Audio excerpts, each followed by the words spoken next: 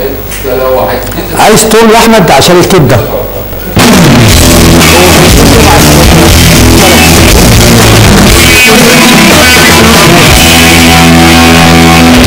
صوت بقى. بسم الله الرحمن الرحيم. اهلا بكم في تاني حلقه من برنامجنا لايف ذا شيف مع زانوسي. كل سنه وانتم طيبين. وامبارح عملنا لكم حلقه من لايف ذا شيف مع زانوسي وعملنا حاجات يا رب تعجبكم. النهارده هنعمل برضو اصناف واكلات ان شاء الله تعجبكم. هنعمل اول حاجه نعمل ميكس جريل. ميكس جريل يعني عباره عن مجموعه مشويات. مجموعه المشويات دي احنا بتختاروها انتوا.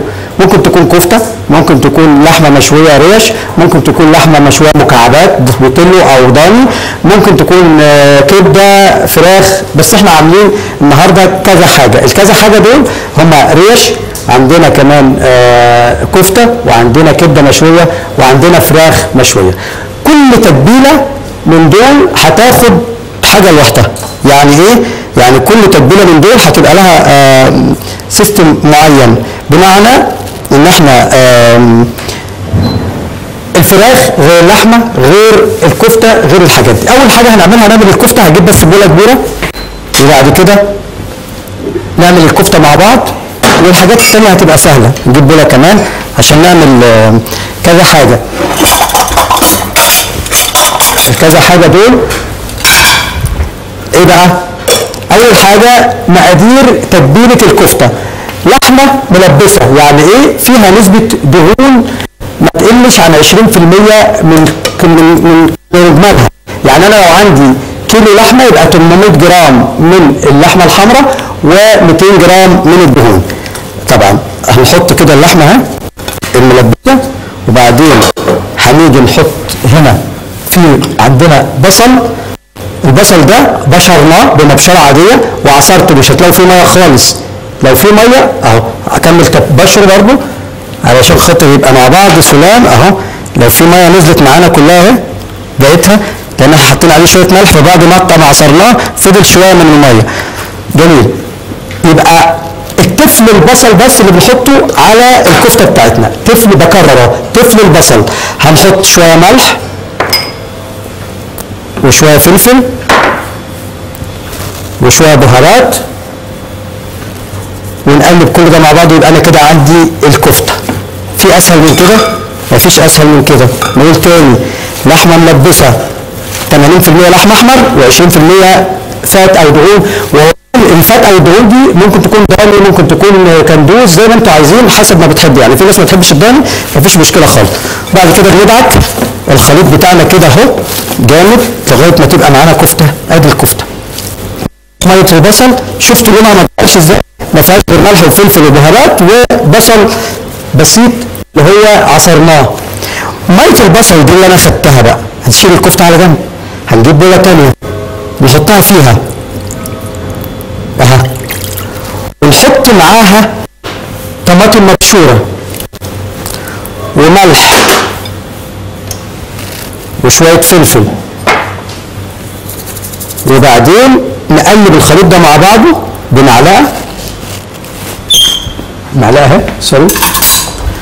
تاني ميه البصل مع طماطم مبشوره وملح وفلفل وشويه بهارات، قلبناهم مع بعض اهو. وبعدين ناخد عليهم معلقه، عايز شويه خل اهو، الخل اهو، معلقه الخل سوري عليها. وبعدين ناخد عليها معلقه زيت. حلو قوي. نقلب الخليط ده مع بعض. وهذكركم بيه تاني، هو عباره عن ميه البصل عليها طماطم مبشوره وعليها ملح وفلفل وبهارات. دي خلطه يسري. طب هي شيف يسري هتطلع زي خلطه الحاتي؟ احلى بجد، ولازم تجربوها. يعني ما تقولوش على حاجه غير ما تجربوها. انا بسمي الخلطه دي خلطه يسري. كل يوم هنقدم لكم اكلات جديده في لايف ذا شيف مع زانوسي، ولكن بابتكار جديد، بتاتش جديد بتاع الشيف يسري. ما احنا كل يوم بنطبخ، لكن ايه الجديد بقى عندنا في لايف ذا شيف مع زانوسي اللي هتشوفوه دلوقتي؟ هقول لكم على حاجه. عندي شوايه هنا، الشوايه بتاعتنا هحط عليها حاجتنا، وبرده هنحط على بوتاجاز زانوسي. وعايز اقول لكم ان بوتاجاز زانوسي من ميزاته ان هو قوي جدا. يعني ايه قوي جدا؟ هتشوفوا دلوقتي درجه الحراره اللي هتخلي القلايه دي او الجريل ده يبقى ضعف الحراره. شفت بقى يا دوب شغلنا. هنحط الخليط. اول حاجه تعالوا بقى نعمل الريش، ملح وشويه فلفل صغيرين وندعكهم مع بعض كده وناخدهم نتبلهم فين؟ في الخليط الاولاني ده. قد ايه بقى؟ في ناس بتقول لك احنا بنحط الريش دي يا شيف يسري من بالليل لغايه الصبح. لا تبقى كده مش هتاكل اللحمه، انت هتحس بطعم بهارات بس، طعم بصل وطعم حاجات، لكن هي كبرها 10 دقائق، كبرها 10 دقائق. ولكن طبعا عشان احنا في لايف وذ شيف مستعجلين شويه فهنحط على طول نسوي مع بعض وهتشوفوا شكلها عامل ازاي، حاجه كده مبهره. تعالوا معانا نروح هنا ناخد نقطتين زيت على الجريل. هي مش محتاجه بس احنا هنحط لها شويه زيت كده بسيط علشان خاطر نقدر نكمل ونحط الريش بتاعتنا. بسم الله.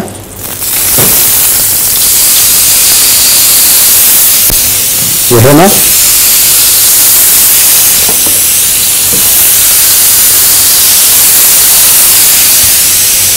ده اول مرحله من مراحل الشوي. كمان كده كمان كده. الكفته نفس التتبيل اللي احنا عملنا فيه، ما ترموش اي حاجه، نفس التتبيل ده. هبل ايدي، اجيب الطبق برضه تاني مفيش مشكله، وابل ايدي اهو اهو بالخليط ده واصبع الكفته. الكفته اللي فيها بصل وفيها ملح وفلفل وبهارات فقط. شايفين؟ ادي الكفته، صباع الكفته اهو. هنكملهم كلهم ونروح بعد كده نحطهم على النار. طيب دلوقتي في ناس تقول لك الكفته بتطلع ناشفه معايا. ناشفه معاكي ليه؟ لان انت بتسويها اكتر من اللازم. الكفته دايما عند الحاتي بتلاقيها كده جوسي، يعني طعمها طريه، مش ناشفه زي ما انت طبعا بتسويها على الجريل او في طاسه وبعد كده بتدخلها الفرن. على بال ما تطلع تكون الدنيا اتغيرت، لانك انت بتسيبها في الفرن على الاقل مثلا بعد ما استوت على الجريل ربع ساعه. احنا هنعمل نفس الحكايه بس هندخلها في الشوايه او تحت الشوايه في الفرن بتاع زانوسي ده على الاقل مش اكتر من 5 دقائق 6 دقائق، وهتشوفوا مع بعض كفته شكلها حلو قوي وطعمها احلى ان شاء الله. انتوا اللي هتجربوا. ماشيين مع بعض. ببل ايدي كل مره في الخليط اللي هو كان عباره عن ميه البصل وملح وفلفل وبهارات وطماطم مبشوره وخل وزيت. خل وزيت. طب الخل لازمته ايه في القصه؟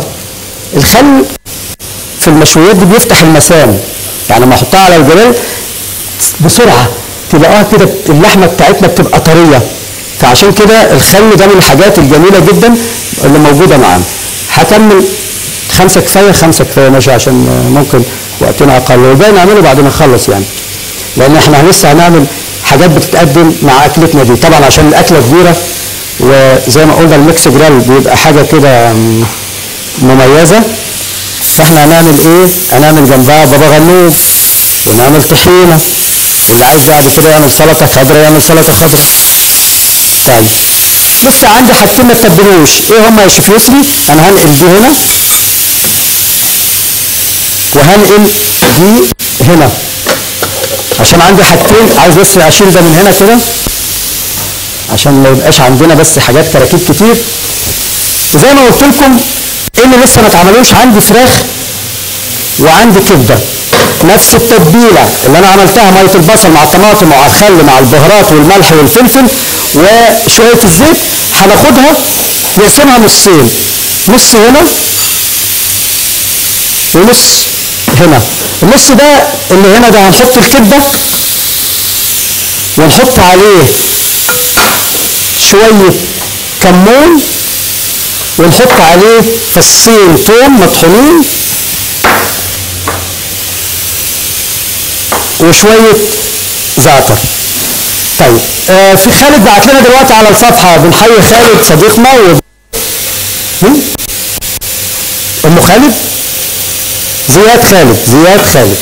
اولا بنحيي زياد خالد ونقول له ازيك، كل سنه وانت طيب ورمضان كريم، وهجاوبك على السمبوسك حالا بس بعد ما اقول انا عملت ايه. هنا حطينا توم وكمون على الكبده. هي الكبده بتاخد توم وكمون؟ طبعا ده اساسي. طيب وعلى الفراخ زعتر في نفس الخليط، يبقى الخليط اللي انا اشتغلت بيه ده عمل معايا كل الحاجات. اروح ابص على اللحمه بتاعتي، نرفع كده بسم الله، شوف اللون هو ده، حاجه مشهيه تعجبكم قوي. وبعدين هنقلبها تاني ما تقلقوش، بس بعد ما تلون معانا ونقلب الكفته كده. شوفوا الكفته بقى بسرعه، وهنقلبها من كل الجهات. وبعد كده هندخلها الفرن شويه. الكفته مش محتاجه، الكفته يا دوب بتاخد سوا هنا بتبقى وصلت ل 50%، تخش الفرن 3 4 دقائق توصل لل 50% الثانيه. انا عايز برضه الملم الحاجات دي كده ونروح نخرجها بره عشان خاطر نعمل ايه مع بعض. هقول لكم هنعمل ايه حالا. هو في هنا تقريبا الكهرباء فصلت او حاجه. طيب هنشغل.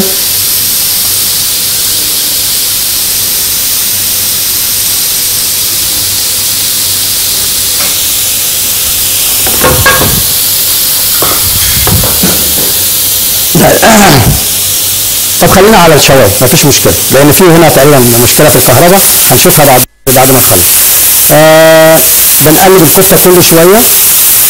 حد هيقول له يا شيف يوسف ده الكفته بتفك معايا، هقول له لا ما تخافش، الكفته لو معموله صح اللحمه بتاعتي فيها نسبه الدهون المطلوبه عمرها ما هتفك معايا.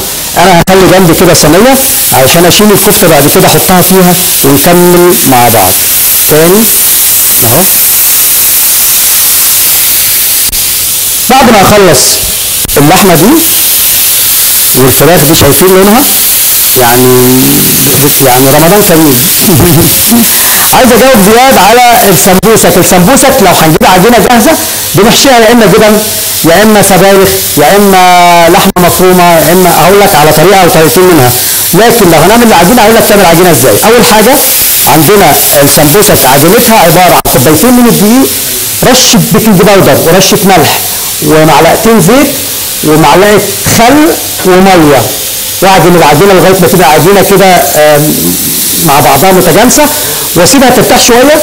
وبعد كده افردها تبقى رقيقه جدا بارتفاع ملي او 2 ملي، واقطعها بالفرمه واحشيها بالحشوه. الحشوه او لحمه هتبقى لحمه معصجه عاديه مفرومه، وبنحط عليها علبه زبادي ونحط عليها كمان شويه من السماق ونحشي بيها السمبوسك.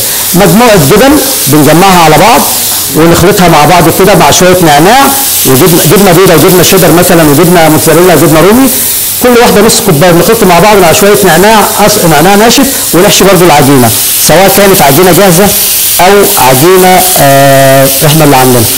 شوفوا بقى الكفته دي اول حاجه طلعت معانا، هندخلها الفرن شويه، لازم تخش الفرن شويه معانا. جميل. عندنا الفرن شغال، نفتح وندخل ونحطها في الفرن شويه. تعالوا معانا بقى ناخد في نفس الجريل الفراخ اللي احنا حاطين عليها زي ما قلنا زعتر، وفي نفس الخلطه ونشيلها كده ونحطها من ناحيه الجلد الاول. يعني ايه من ناحيه الجلد الاول؟ يعني نحطها كده الفراخ مخليه نحطها كده من الناحيه دي ونسيبها تلون معانا. وبعد كده هنشيل الفراخ في صينيه ثانيه اللحمه اهو، وندخلها برضه الفرن شويه.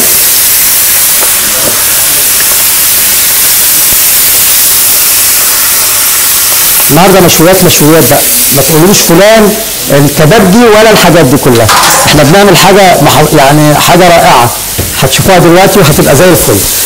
حطينا هنا زي ما قلنا الفراخ بتاعتي من ناحيه الجلد، بسيبها تلون براحتها، وبعدين نجيب بس منديل كده نمسح الجريل بتاعنا ونروح نحط الكبده.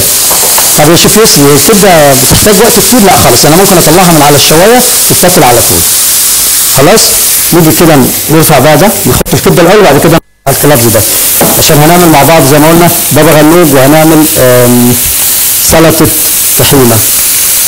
ادي الكبده. الكبده بنقطعها في المشويات شويه سميكه، ليه بقى؟ عشان خاطر نحس بطعم الكبده واحنا بناكل.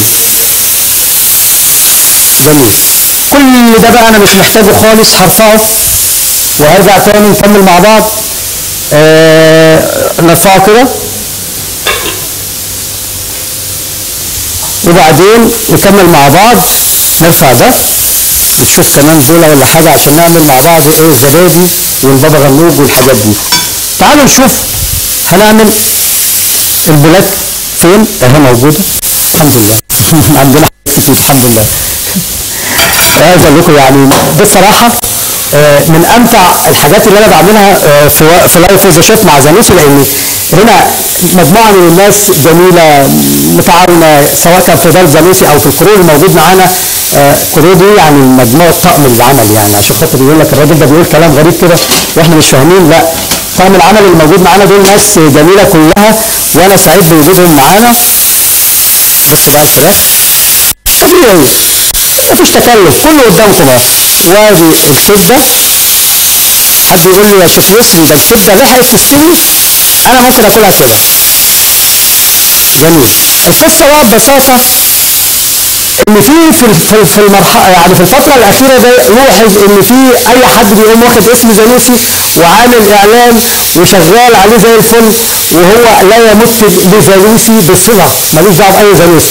زانوسي هي لها رقم واحد معتمد، وكل اللي جربه عرفوا ان مركز الصيانه الوحيد في مصر 149 هو المعتمد في مصر، والناس دي عندها مصداقيه وعندها سمعه طيبه جدا مع كل الجمهور اللي بيتعاملوا معاهم. 149 فقط اهو شايفين؟ انا ممكن مفيش غير رقم 149 زي ما قلت لكم هو الرقم الوحيد في مصر ضمان زانوسي. حد تاني بقى يقعد تحت بير السلم مالناش دعوه بيه خالص ولا له كيان عندنا يعني. هبص كده على الكفته اخبارها ايه عشان احط مكانها على طول، واجيب بقى طبق للغرف مره، وبعدين شايفين بتقول ايه؟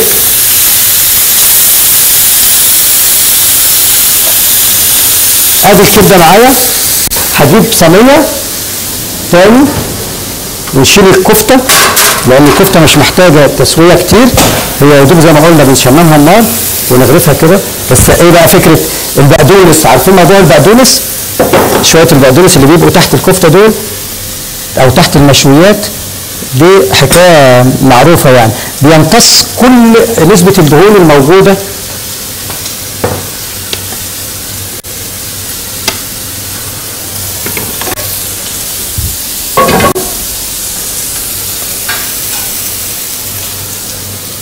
طيب كده. شفتوا بقى حطينا الكفته معانا اهي.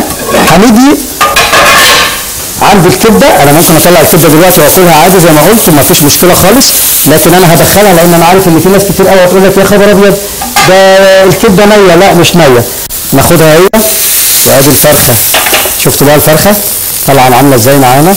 نرفع الكبده جنب الفراخ ندخلها الفرن شويه ونقدم على بال ما نخلص السلطه بتاعتنا تكون استوت، ونقدمها مع الريش وزي ما قلت نقدمها مع كمان كل الحاجات بتاعتنا. هشيل بقى كل ده وتعالوا نعمل مع بعض بابا غنوج ونعمل مع بعض الطحينه بسهوله وببساطه.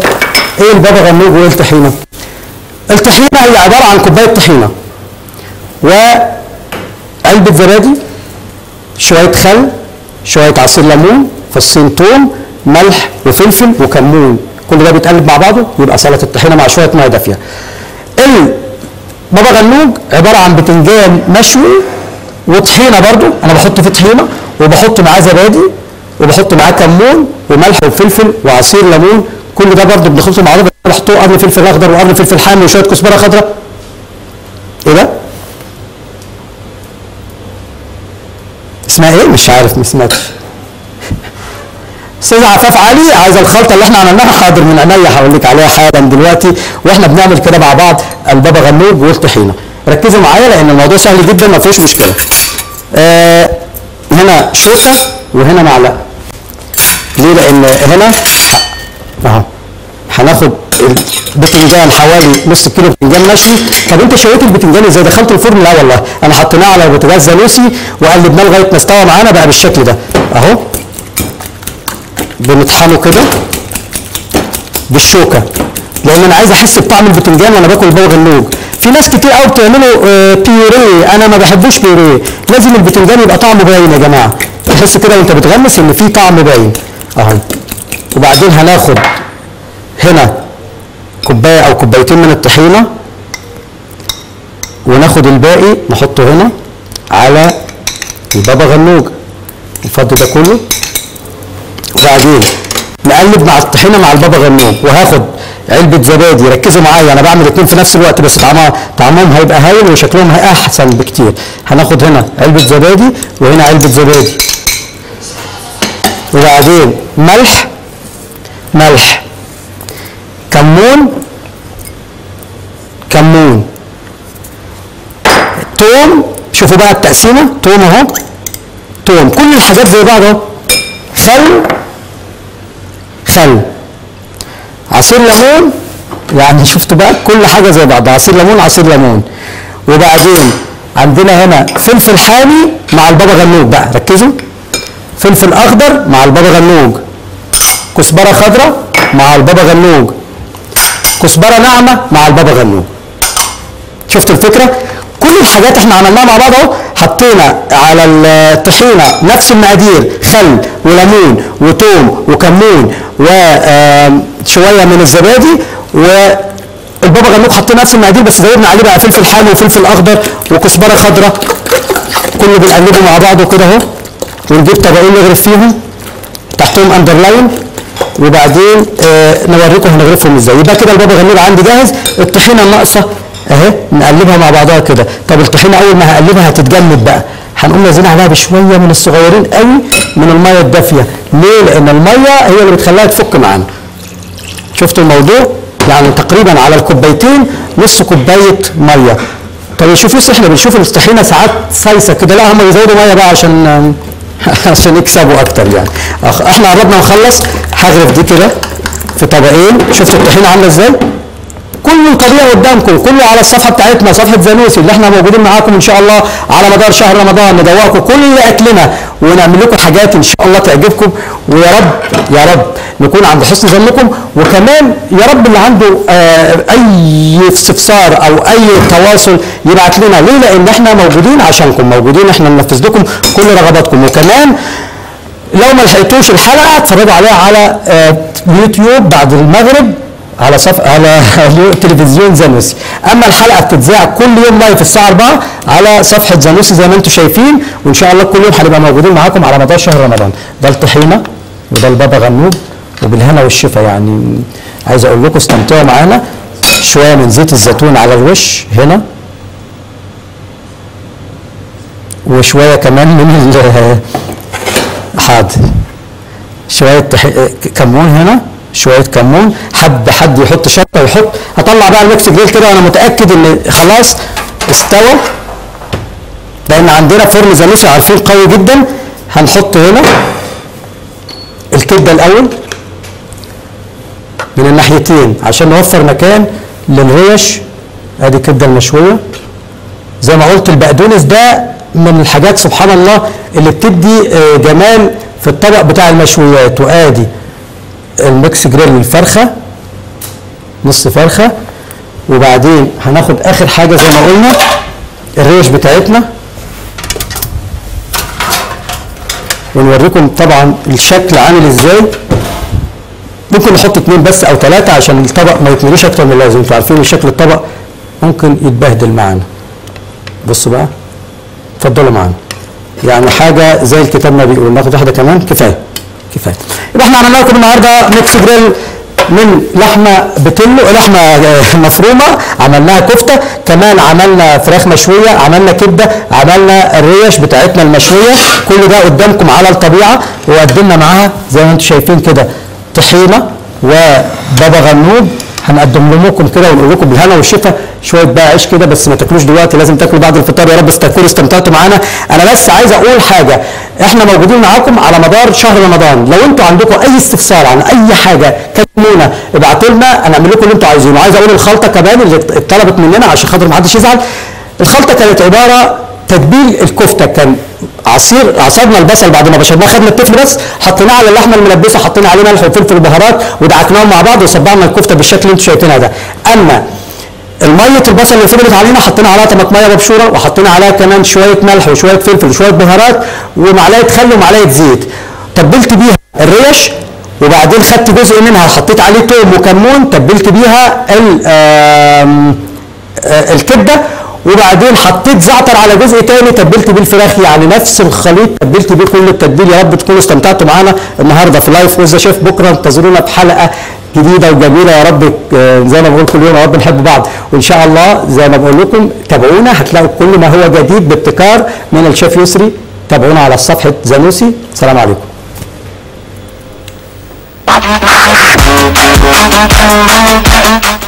وكل يوم اكله جديده، استنونا مع زانوسي.